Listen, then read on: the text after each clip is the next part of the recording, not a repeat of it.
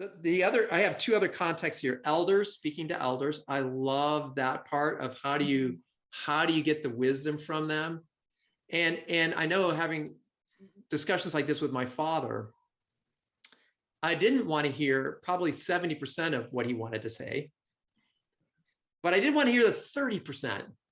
So I had to carefully ask questions to like screen out the 70% so I get the 30%. And I'll tell you a story about that at the end of the session today. So talking to elders, I think about that as elder whispering. And Carrie knows her mom never talked about, her background and history and stuff growing up. And I sat with her one day and I just started. So Carol, did you take school in a one-room schoolhouse in the middle of rural, Minnesota? Part of that was starting, I think Beth, you mentioned, is starting with something they know, something they're familiar with, something that's innocuous, something that is inert for them. It's like, it's not emotionally charged.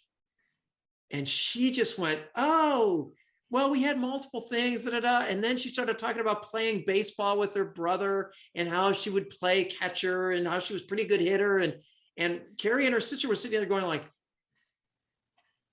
we've never heard mom talk about anything about her childhood because it was so painful in other areas, but in this area, it was easy. And so we got a lot of stories out of her. So I think about that as like elder whispering, which I think is really important to me.